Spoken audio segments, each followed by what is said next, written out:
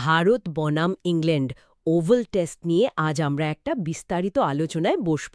সিরিজের শেষ ম্যাচ আর পরিস্থিতিটা ভাবুন একবার। স্কোর ২-২, একদম সমান সমান। আর পঞ্চম দিনের খেলা যখন শুরু হচ্ছে, ইংল্যান্ডের জন্য চাই মাত্র ৩৫ রান, হাতে ৪ উইকেট, মানে সাংঘাতিক টেনশন। আমাদের যে পর্যালোচনাটা দেখছি, ওভালের গর্জন, সিরাজের মাস্টার ক্লাস ও ভারতের জয়, সেখানে এই ঘুরে দাঁড়ানোর গল্পটাই মূল। মানে কিভাবে ভারত প্রায় অসম্ভব একটা জায়গা থেকে ম্যাচটা বের করে আনলো। ঠিক তাই। পঞ্চম দিনের শুরুতে তো মনে হচ্ছিল ইংল্যান্ডের জয়টা শুধু সময়ের অপেক্ষা, তাই না? সেখান থেকে ভারত যেভাবে ফিরল, ওটা সত্যি অসাধারণ। আজকের আলোচনাটা মূলত ওই নাটকীয়তা, খেলোয়াড়দের মানসিক জোর আর অবশ্যই মোহাম্মদ সিরাজ। তার ওই অবিশ্বাস্য পারফরম্যান্সের গভীরে আমরা একটু ঢোকার চেষ্টা করব, যেটা জয়টাকে সম্ভব করে তুলল। একটু পঞ্চম দিনের শুরুর ছবিটা মনে করি। ইংল্যান্ড ৩৩৯ রানে ৬ উইকেট, লক্ষ্য মাত্র ৩৫। ভারতের অবস্থা কিন্তু বেশ সঙ্গীন ছিল। প্রথম ইনিংসে মাত্র ২২৪ রানে অল আউট হয়ে যাওয়া, তারপর দ্বিতীয় দিনে ইংল্যান্ড যেরকম ব্যাট করল, প্রায় ওভারে ৭ রান করে। মনে হচ্ছিল ভারতের হাতে কিছুই নেই।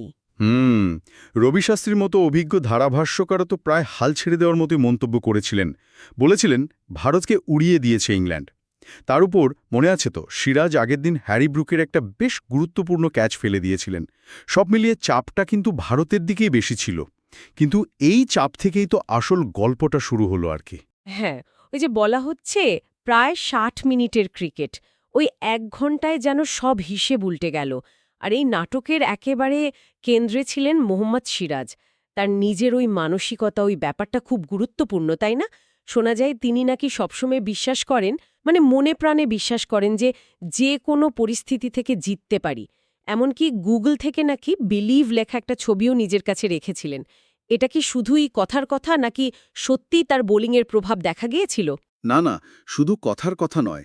পঞ্চম দিনের সকালে সিরাজ যখন বোল্ড করতে এলেন, তার শরীরী ভাষা, তার বোলিং, সবকিছুতে একটা অদ্ভুত আত্মবিশ্বাস আর নিয়ন্ত্রণ ছিল। স্পষ্ট বোঝা যাচ্ছিল আগের দিনে যে হতাশা, ক্যাচ ফেলা বা রান দেওয়া, সেটা যেন পুরোপুরি ঝেড়ে ফেলেছিলেন। একেবারে নতুন উদ্যমে শুরু করেন। আর শুধু বিশ্বাস নয়, পঞ্চম দিনের শুরুতে তার বোলিংয়ের অ্যাঙ্গেল, লেন্থ, সেখানেও যেন একটা সূক্ষ্ম বদল আনা হয়েছিল, যেটা হয়তো আগের দিন অতটা কার্যকরী হচ্ছিল না। আমার মনে হয় এই মানসিক স্থিরতার সাথে টেকনিক্যাল অ্যাডজাস্টমেন্ট, এই দুটো মিলিয়েই ইংল্যান্ডের ব্যাটিংয়ে ধস নামানো সম্ভব হয়েছিল। দারুণ পয়েন্ট। আর ডেল স্টেনের ভবিষ্যৎবাণীটাও তো মিলে গেল। তিনি বলেছিলেন সিরাজ এই টেস্টে ৫ উইকেট নেবেন। হ্যাঁ, এবং সেটাই তিনি করে দেখালেন। শেষ দিনে ওই চাপের মুখে ৩টে খুব গুরুত্বপূর্ণ উইকেট নিলেন, মোট ৫ উইকেট ১০৪ রান দিয়ে। জেমি ওভারটনকে ফেরানো, আর তারপর একদম শেষ উইকেট গাস অ্যাটকিনসনকে আউট করে ভারতের জয় নিশ্চিত করা। অসাধারণ স্পেল। শুধু তাই নয়, এই সিরিজে মোট ২৩ উইকেট নিয়ে তিনিই সর্বোচ্চ উইকেট শিকারী হলেন। এটা কিন্তু ওনার ধারাবাহিকতা আর দলের প্রতি দায়বদ্ধতা প্রমাণ করে।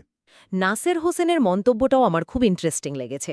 উনি বলছিলেন সিরাজ দলে বিরাট কোহলি বা রোহিত শর্মার মতো একটা তীব্রতা, একটা ইন্টেন্সিটি নিয়ে আসেন। এটা নাকি পুরো দলকেই চাগিয়ে তোলে। এটা কি শুধুই অ্যাগ্রেশন, নাকি এর গভীরে আরও কিছু আছে? আমার মনে হয়, দেখুন, এটা শুধু অ্যাগ্রেশন নয়, এটা হচ্ছে খেলার প্রতি তীব্র একটা আবেগ আর জেতার খিদে। যখন আপনার দলের প্রধান বোলার এরকম একটা শরীরী ভাষা নিয়ে দৌড়ায়, বল করে, উইকেট নেয়, তখন সেটা বাকিদের মধ্যেও ছড়িয়ে পড়ে। আর সিরাজ তো একা নন, অন্য প্রান্ত থেকে প্রসিদ্ধ কৃষ্ণাও কিন্তু দারুণ সঙ্গতি দিয়েছেন। তার ৪ উইকেট ১২৬ রানে হয়তো সিরাজের ওই স্পেলের ছায়ায় কিছুটা ঢাকা পড়েছে, কিন্তু তার ভূমিকাও খুব গুরুত্বপূর্ণ ছিল। ঠিক, প্রসিদ্ধ কৃষ্ণার কথাও তো বলতেই হবে। তিনি কিভাবে সিরাজকে সাহায্য করলেন, মানে পার্টনারশিপটা কেমন ছিল? প্রসিদ্ধ কৃষ্ণাও কিন্তু অন্য প্রান্ত থেকে একদম টাইট বোলিং করে গেছেন, চাপটা বজায় রেখেছিলেন। বিশেষ করে তার বাউন্সারগুলো ইংলিশ ব্যাটারদের বেশ কয়েকবার বেশ অস্বস্তিতে ফেলেছিল। এই যে এক প্রান্ত থেকে ক্রমাগত চাপ তৈরি হচ্ছে, সেটার ফলেই কিন্তু সিরাজ অন্য প্রান্তে খোলা মনে অ্যাটাক করতে পেরেছেন। দুজনের এই যুগলবন্দি আসলে ইংল্যান্ডের ব্যাটিং লাইন আপে ওই ধসটা নামাতে সাহায্য করেছে। আর সেই ধসের ফলাফল অবিশ্বাস্য। মাত্র ৪৬ বলের মধ্যে ইংল্যান্ড 396 থেকে 367 রানে অল আউট। ভারত ম্যাচটা জিতে নিল 6 রানে। ভাবা যায়? হ্যাঁ, একেবারে যাকে বলে রুদ্ধশ্বাস জয়। আর এই জয়ে সিরিজটা 2-2 ব্যবধানে ড্র হলো। ভারত অ্যান্ডারসন টেন্ডুলকার ট্রফিটাও নিজেদের কাছে রাখতে পারল। মোহাম্মদ সিরাজ তো ম্যান অফ দ্য ম্যাচ হলেন। ভারতের হয়ে সিরিজের সেরা শুভমান ইল, আর ইংল্যান্ডের হয়ে হ্যারি ব্রুক। এই জয়টা নিশ্চয়ই দলের ওপর থেকে, কোচিং স্টাফের ওপর থেকে কিছুটা হলেও চাপ কমালো, বিশেষ করে প্রধান কোচ গৌতম গম্ভীরের জন্য। অবশ্যই, সামনে বিশ্ব টেস্ট চ্যাম্পিয়নশিপের নতুন সাইকেল শুরু হচ্ছে। এমন একটা কঠিন পরিস্থিতি থেকে, মানে হারের মুখ থেকে ম্যাচ বাঁচিয়ে সিরিজ ড্র করা, এটা দলের আত্মবিশ্বাস নিঃসন্দেহে অনেক বাড়িয়ে দেবে। বিশেষ করে বিদেশের মাটিতে ইংল্যান্ডের মতো দলের বিরুদ্ধে এমন পারফরমেন্স কিন্তু সবসময় বাড়তি অনুপ্রেরণা যোগায়। তাহলে এই ম্যাচ থেকে মূল শিক্ষাটা কি? মানে এটা কি শুধু একটা ক্রিকেট ম্যাচ জেতা, নাকি আরো বড় কিছু? আমার তো মনে হয় এটা ক্রিকেটের চেয়েও বেশি কিছু।